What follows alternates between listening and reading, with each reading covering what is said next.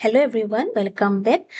যেহেতু আমাৰ MCQ session চলি আছে, so তোমালোকৰ কাৰণে আজি আমি লৈ আহিছো তোমালোকৰ হিষ্টৰী কিতাপৰ পৰা চেপ্টাৰ 3 অসমত ব্ৰিটিছ বিৰোধী জাগৰণ আৰু কৃষক বিদ্ৰোহ। তাৰ পৰা আমি আজি সেট নম্বৰ 1 খন লৈ আহিছো, তাৰ আমাৰ 10টা কুৱেশ্যন ইনক্লুড কৰা আছে। so চাও হা কি কুৱেশ্যন লৈ আহিছো। so ফাৰ্স্ট কুৱেশ্যন কি আছে, অসমত 1857 চনত হোৱা বিদ্ৰোহৰ বিফলতাৰ ক্ষেত্ৰত তলৰ কোনবোৰ কাৰণ প্ৰযোজ্য? ইয়াতে 4টা অপচন দিলে, ইয়াত কি দিলে, অসমৰ বিদ্ৰোহীসকলৰ সংখ্যা অতি তাকৰীয়া আছিলে। নেক্সট দিলে, অসমৰ বিদ্ৰোহীসকলে তেওঁলোকৰ কাৰ্যপন্থাৰ গোপনীয়তা ৰক্ষা কৰাত ব্যৰ্থ হৈছিলে। নেক্সট দিলে, ব্ৰিটিছ চৰকাৰৰ অধীনত সেৱা আগবঢ়োৱা অসমীয়া লোকসকলে বিদ্ৰোহীসকলক সমৰ্থন কৰা নাছিলে। আৰু 4 নম্বৰ দিলে, অসমৰ বিদ্ৰোহীসকলে প্ৰয়োজনীয় অনুযায়ী অস্ত্ৰ যোগান পোৱা নাছিলে।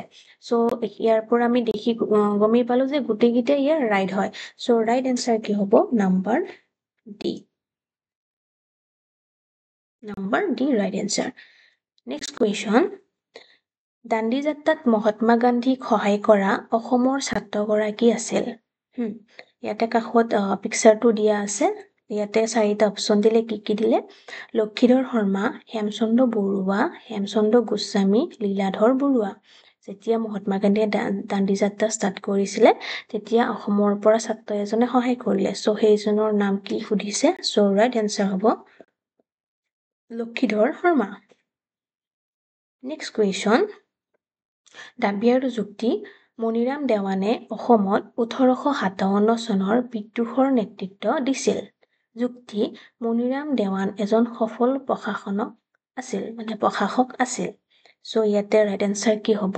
মণিৰাম দেৱানে অসমত 1857 চনৰ বিদ্ৰোহৰ নেতৃত্ব দিছিলে।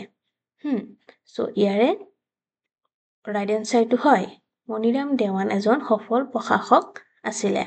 so এইটো চাই লওঁ, ইয়াতে এইকেইটা দিলে। so ৰাইট এনসাৰ কি হ'ব? নাম্বাৰ বি, যিটো এ আৰু বি দুটাই শুদ্ধ হয়, কিন্তু যুক্তিটো তাৰমানে সঠিক ব্যাখ্যা নহয়। so ৰাইট এনসাৰ হ'ব নাম্বাৰ বি। নেক্সট কুৱেশ্যন কি দিলে, পথৰুঘাট কোন জিলাত অৱস্থিত? এইটো দেখিছে, এইটো তোমালোকে জানাই অলৰেডি। যিকেইজন আমাৰ দৰঙৰ হয়, তোমালোকে জানাই পথৰুঘাট ক'ত অৱস্থিত। so ৰাইট এনসাৰ হ'ব দৰং জিলাত আমাৰ পথৰুঘাট অৱস্থিত। পথৰুঘাটৰ ৰণ তোমালোকে নিশ্চয় জানা। so এইটো কিমান চনত হৈছিলে পথৰুঘাটৰ ৰণ? এইটো কৃষক বিদ্ৰোহ আছিলে। সেইটো কিমান আছিলে? 1898। নেক্সট কুৱেশ্যন, দাস প্ৰথা অসমত নিষিদ্ধ কৰা হৈছিলে। মানে দাস বুলি কওঁতে তোমালোকে গমেই পাইছা, যিবিলাক আমাৰ ইংৰাজৰ আছিলে, তেওঁলোকে কি কৰিছিলে, আমাৰ সাধাৰণ মানুহবিলাকক একদম বহুত দাস চাৰ্ভেণ্ট মানে চাকৰ টাইপ তেনেকুৱা ব্যৱহাৰ কৰিছিলে, জোৰ জবৰদস্তি so এইটো নিষিদ্ধ কৰা হৈছিলে অসমত। এইটো কিমান চনত? so সুধিছে। so ৰাইট এনসাৰ হ'ব 1843। নেক্সট কুৱেশ্যন, এইখন পিকচাৰখন দেখিছা, এইবিলাক ইংৰাজৰ আৰু এইবিলাক আমাৰ সাধাৰণ মানুহ। তোমালোকে পিকচাৰখন গমেই পাইছা। নেক্সট কুৱেশ্যন, ফুলগুৰি কৃষক বিদ্ৰোহৰ মূল কাৰণ কি আছিলে সুধিছে। so অপচন কি দিলে, ইয়াতে দিলে ব্ৰিটিছৰ ভূমি ৰাজহ বৃদ্ধি। নেক্সট দিলে দা পথাৰ বিলুপ্তি। 3 দিলে ব্ৰিটিছে আফু খেতি সম্পূৰ্ণৰূপে বন্ধ কৰিছিল। আৰু 4 দিলে অসম কুটিৰ শিল্পৰ অৱনতিত অৰিহণা যোগাইছিল।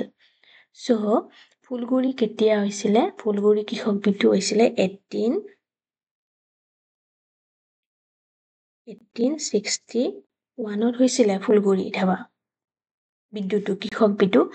so ইয়াৰ মূল কাৰণ কি সুধিছে? so মূল কাৰণ হ'ব ব্ৰিটিছৰ ৰাজহ বৃদ্ধি। ৰাজহ মানে গমেই পাইছা, কৰ। নেক্সট কুৱেশ্যন, 1853 চনত মফত মিলছে অসমলৈ আহিছিল। শুদ্ধ বাছি ওলাব দিলে।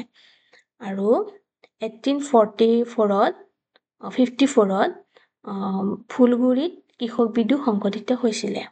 সো ইয়াৰ পৰা আমি গম পালো যে ফাৰ্ষ্টটো ৰাইট হয় কিন্তু সেকেন্ডটো ৰং হয় এটো আমাৰ ফুলগুৰি ধাবা কিন্তু তেতিয়া হোৱা নাছিলে ফুলগুৰি হৈছিলে 1861 ত এটো নহয় সো ৰাইট আনসাৰ হ'ব নাম্বাৰ বি নেক্সট কুৱেশ্যন অসমত অসহযোগ আন্দোলনৰ প্ৰধান কাৰ্যসূচী আছিলে অসমত যি অসহযোগ আন্দোলন হৈছিলে তাৰে প্ৰধান কাৰ্যসূচী কি আছিলে আমাক সুধিছে সো ইয়াতে কি দিলে জাতীয় শিক্ষানুষ্ঠান গঢ়ি তোলা মহাত্মা গান্ধীৰ দাণ্ডি যাত্ৰাত অংশগ্ৰহণ কৰা পানীৰ প্ৰচলন বন্ধ কৰা চাহ বাগিচাৰ বনুৱাসকলে বাগিচাৰ পৰা ওলাই অহা ইয়াৰে অপচন আমাক দি দিলে ইয়াৰ পৰা আমি চাব লাগিব যে ইয়াৰ প্ৰধান কাৰ্যসূচী কি আছিলে সো ইয়াৰে আছিলে ফাৰ্ষ্টটো আছিলে জাতীয় শিক্ষানুষ্ঠান গঢ়ি তোলা এটো আছিলে তাৰ পিছত আছিলে কানিৰ প্ৰচলন বন্ধ কৰা এটো আছিলে আৰু 4 নম্বৰটো আছিলে চাহ বাগিচাৰ বনুৱাসকলে বাগিচাৰ পৰা ওলাই অহা এইকিটা আছিলে প্ৰধান কাৰ্যসূচী সো ৰাইট আনসাৰ হ'ব number A 1 3 and 4 next question 1857 চনৰ বিদ্ৰোহ অসমত ব্যৰ্থ হৈছিল কাৰণ অলৰেডি এনেকুৱা কুৱেশ্যন এটা আমি ফাৰ্ষ্টতে চাই আহিছো সো এইটো নেক্সট আকৌ দিছে সো এতে কি দিলে এক নম্বৰত দিলে বিদ্ৰোহীৰ সংখ্যা কম আছিলে নেক্সট দিলে বিদ্ৰোহৰ নেতাসকলে সময়ৰ জ্ঞান নাছিলে বিদ্ৰোহৰ মুখ্য সংগঠকজন বহুত দূৰত অৱস্থান কৰিছিল মনিৰাম দেৱানে কলিকতাৰ আত্মগোপন কৰিছিল সো ইয়াতে কি দিলে আমি চাই লম ইয়াতে দিলে ব্যৰ্থ হোৱাৰ কাৰণ দিছেতো সো ফাৰ্ষ্টটো ৰাইট হয় সেকেন্ডটো ৰাইট হয় আৰু মনিৰাম দেৱানৰ এইটো নহয় আৰু কি দিলে এইটো বিদ্ৰোহৰ মুখ্য সংগঠকজন বহুত দূৰত অৱস্থান কৰিছিলে সো ৰাইট আনসাৰ হ'ব নাম্বাৰ সি নেক্সট কুৱেশ্যন 19শ শতিকাৰ অসমৰ কৃষক বিদ্ৰোহৰ নেতৃত্ব দিছিল 19শ শতিকাত যি আমাৰ অসমৰ কৃষক বিদ্ৰোহ হৈছিলে তাৰ নেতৃত্ব কোনে দিছিল মানে কি আছিলে হেতু সুধিছে সো ইয়াতে কি দিলে ৰাজনৈতিক সংগঠন ৰাইজমেল জনজাতি সম্প্ৰদায় আৰু ৰাজ পৰিয়াল সো ইয়াৰ ৰাইট আনসাৰ হ'ব ৰাইজমেল ওকে সো আমাৰ এই 10টা এমসিকিউ আলোচনা কৰিলো ইয়াৰে যি আমাৰ সোশিয়াল সায়েন্সৰ এমসিকিউ সেশনটো চলি আছে সেইবিলাক আমাৰ কি হ'ব এই সোশিয়াল সায়েন্সৰ তোমালোকক 600 প্লাস এমসিকিউ প্ৰভাইড কৰা হ'ব সো এইটো তোমালোকে কোৰ্স কিনি ল'ব লাগিব তেতিয়া তোমালোকে 99 মানে 99 টকাতে এইখিনি পাই যাবা সো এইটো অফাৰ সীমিত মানে সময়ৰ কাৰণে আছে সো তোমালোকে যদি বিচৰা এইটো তোমালোকে কোৰ্সটো কিনি ল'ব পাৰিবা সো দেৰি নকৰিবা আৰু থ্যাংক ইউ